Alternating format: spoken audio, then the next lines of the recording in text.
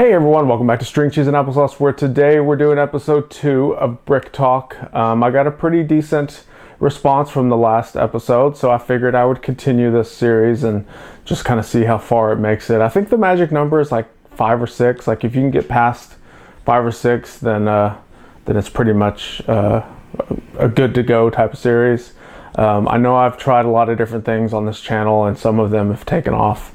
And some of them, you know, I killed them after 1 or 2 episodes just because it wasn't getting the response that I kind of wanted or hoped for, or whatever. So basically in Brick Talk, like last time, I explained what we're going to do is talk about some brick news, talk about what I've been building, and then talk about any type of MOCs or anything that's going on in my kind of Lego bubble. So first start off with some Lego news.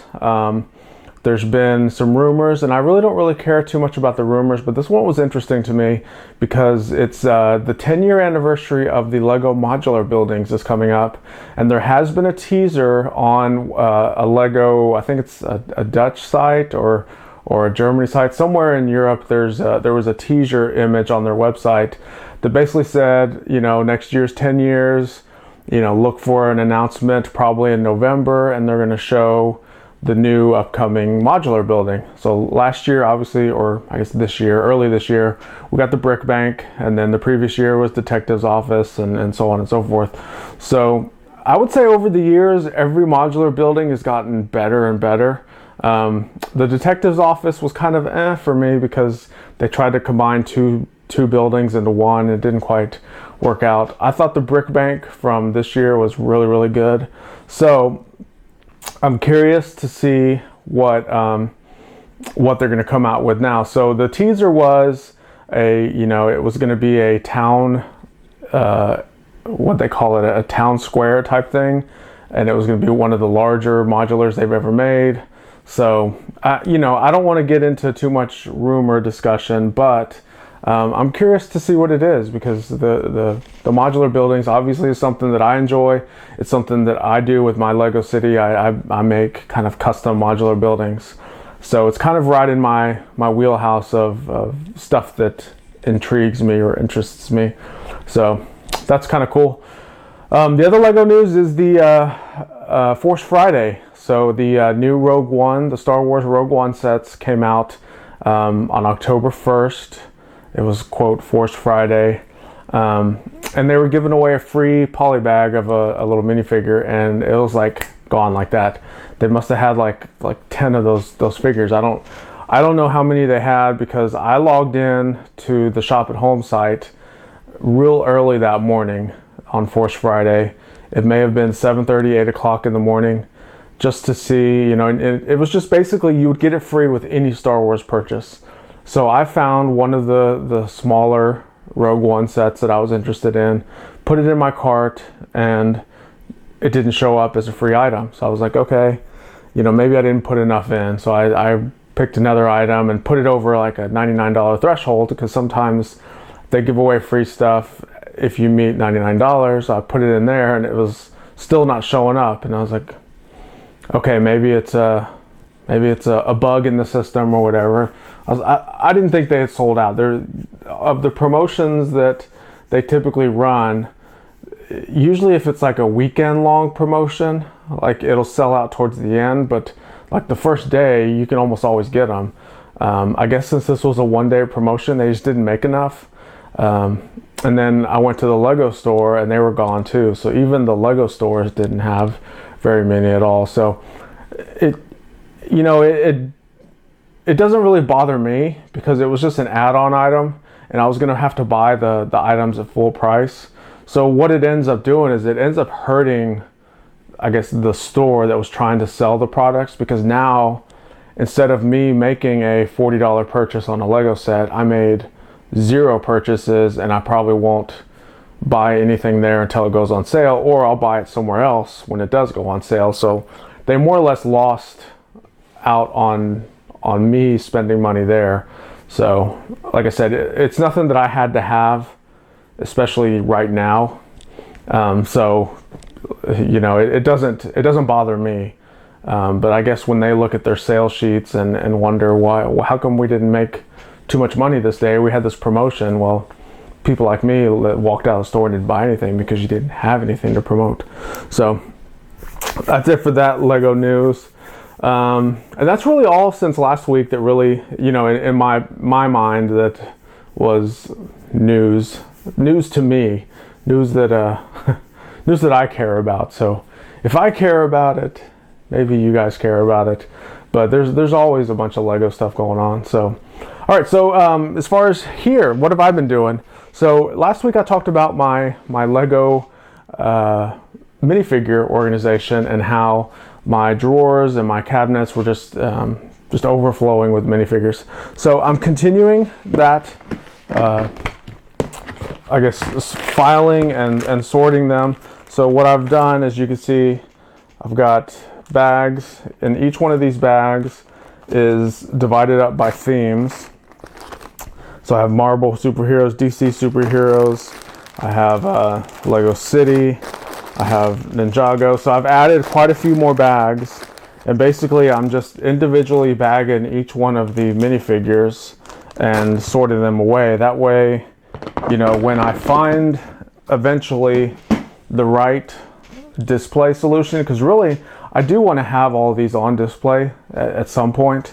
Right now the 3 cases that I have really can only probably hold collectible minifigures, like all those series, and then maybe some of my favorite minifigures. I could pick those out and put those up there, but they don't really have the capacity to hold all of, say, the superheroes or all of the Ninjagos. As much as I would love to display them because there's so many cool figures, I just don't have the room. So this is a good way for me to keep them kind of intact the way they came in the sets, store them away until I find that right solution. So it's a work in progress. I definitely are learning things as I'm going. So basically, as I build a set, what I've been doing is immediately storing the minifigures after it's done with what I'm doing with it, like building it or displaying it or whatever. And then I'm going through some of the minifigures that I have stored and finding some of the most recent sets that I've built, because the minifigures for those sets are right on top basically, and I'm able to sort and find those pretty quickly.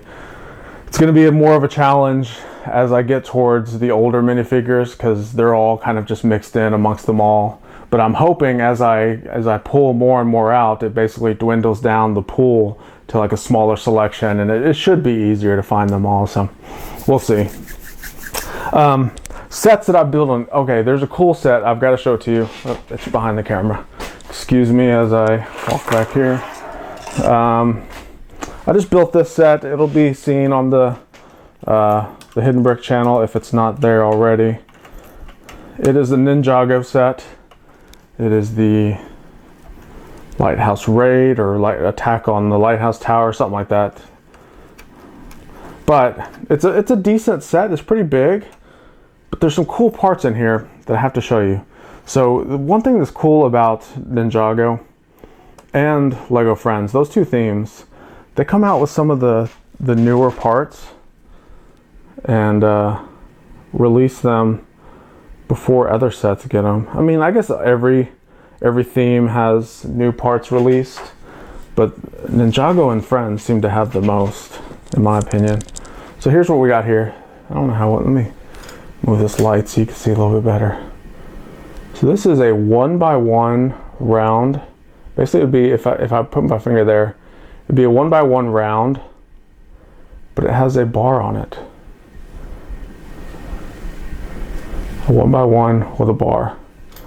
And I noticed this is in the Caterham set. I just picked that set up. And then here's another one. So, we have baby bow shapes. Let me grab one just to show you. Where are they at? They're on this side. So you know what a baby bow shape looks like. It's this. It's a micro slope. So that's what's considered a baby bow shape. It's a 1x2 slope that's 2/3 high. Well, this is a 1x2 slope 2/3 high, but it's inverted. See, there's studs on the top. Try to block my face so it focuses on this. It's not focusing very well. And the black doesn't read that well either. But it's an inverted bow shape. So you can see I could put both of these together, kind of make this arrow shape. And what they do in this Ninjago set is they put, how'd they have this? So they have this 1x1 with the bar on the end, like this. And then they put the baby bow shape underneath it. So you see that's sandwiching that 1x1 in there. And then if you notice with that 1x1, it's rounded because it's like a stud. So you can actually turn it. So you can almost position this however you want. And then what they do is you then stick it on this piece with the clip,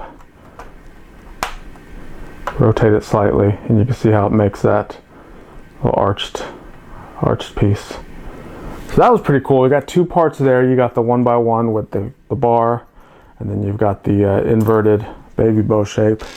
And then this is pretty cool. There's a 1x1 stud. It's almost with a chain link on it. 1x1 stud with a chain link, and it has a tassel hanging down that also has a chain link on it. So you see that. So you see the stud, two chain links with a tassel. That was also in this Ninjago set, and they use it as little dangly pieces for this little light fixture that's hanging right there. You can see it came with two of them, so that's pretty cool. Nothing else in here was really new as far as parts selection. It was really just those two pieces, and I didn't really see those until we got towards the end of the build of this, and I was like, oh, check this out, new parts. That was pretty cool. The other thing I built was the holiday train. I do have that built. So I am gonna mod it with the power function and be able to remote control it, because I plan on bringing the train as well as my winter village to Brick Universe that's coming to Dallas. They're going to be in Dallas the first week of December. So I'm going to bring my Lego City, set it up there, but then I'm also going to have a separate table that's going to have the winter village with the train going around it. So I'm going to customize or basically add on to or modify the winter village as is and try to make it more of a cohesive town and less of just buildings kind of just amongst themselves. So I'm going to build some scenery and some paths and stuff linking everything together. So that's what I got. I got the train built. And what else did I build this past week? We got the hot dog stand, which is pretty cool. It comes with a hot dog suit that you could put on any minifigure, and then it comes with the mini bun and wieners. So it comes with two of them. I don't know where the other bun is. Oh, it's over here. Kids were playing with this one. So you can see it right there on the countertop. Little hot dog. So that's really cool. So we got that built, dropping stuff. What else did I build this past week? That's really about it. There was I don't remember if I showed you guys this last time, this Batman set. So there's this thing. Comes with a really cool Wonder Woman figure. But there is this new little windshield piece. Try to pull it off. It's basically a half. And I know it comes in a Batmobile set that I have over there somewhere to build. I saw the same little element. But you connect it with some Technic pieces. There's a Technic pin back here and a few other pin connectors. And there's two of them, a left and a right hand side. You can see them both right here. They do open up and they do separate. So it's kind of weird having a hinging piece that also separates. So anyway, it's very hard to close as well. I've noticed that. It's very it's not too intuitive with the closing part. And the last thing that I wanted to show you is a MOC that I was working on. I wish I had more time to work on more MOCs, but it's so hard, just with schedules and work and kids sports and stuff. But this is a portion of the MOC. What the MOC I'm building is going to be probably about 3 feet wide. So this is about 18 inches or half the size of the MOC I'm building. And you can see it's kind of long and narrow. It's basically going to be like a bridge that looks like a house facade. So the trick with this is it's so long and it's going to be a bridge, so it has to structurally be able to support itself like a bridge.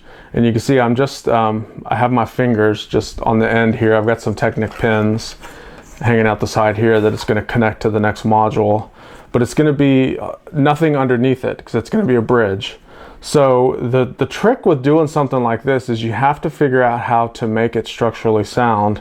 So from looking at it from this side, this is more or less the finished veneer, but I wanted to show you how is this thing able to, not bend or fall or snap apart. So the trick is when I turn it around, you'll see I have a pretty intensive Technic structure in there. So this is why I love combining Technic with Lego system, is the Technic parts add so much structural strength to basically any type of Lego build you make, as long as you do it right. And there's some techniques, but once you figure them out, they're super easy, and it makes something like this very, very sturdy. So something that I find kind of funny, not really funny, but I guess proof of how strong this is you can see there's this little Technic frame right up here at the top. I can just pinch this and hold it by that Technic frame, just like that. And trust me, I've tried this before the camera was even rolling. It is not gonna fall, break, nothing, because everything is linked together. You can see I have all of these studless Technic lift arms. Let me get this light around here. We've got studless lift arms, we've got Technic bricks, we've got plates all linking everything together. We've got bricks right here that everything's connecting. So the veneer is actually held on with all of these Technic pieces to where it's so strong that I can hold it from a tiny little part. And you can see I'm shaking this. If this was a brick built only model, if I was holding a brick at the very top of a model and give it a good shake, the whole thing would just fall because the brick would just pop off. And what's going on here is everything's being held together with these Technic pins. So these pins are linking everything together from the sides, and then the plates and the bricks that are connected to them, like these down here, are all tying everything into the Lego brick structure, and it's making this thing so strong that I have confidence that this thing can span. I could probably make another one equally as long and connect them together, and as long as I have this internal Technic structure all tied to it, I have confidence that this thing can probably span 3 feet on itself without any worries of it breaking down. So that's kind of why this MOC is taking a little longer, because I've never really built something this long that's going to look like a house but have to structurally stand up like a bridge, because it is going to be suspended.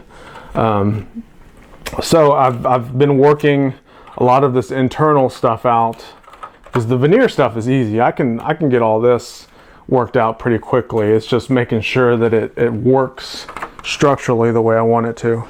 So that's the other thing I've been working on. So that's it for this episode of Brick Talk. We talked a lot of bricks. Tell me your thoughts. Put a comment down below. Tell me about some of the news. Tell me about some of the sets. Are there any sets that you've seen that have cool new parts? Maybe I have those sets and just haven't built them yet. So I'd love to hear your guys' thoughts on new parts that you're seeing. And then tell me what you think of my crazy structural mock. So that's it for this one. Thanks again, and we'll see you in the next Brick Talk.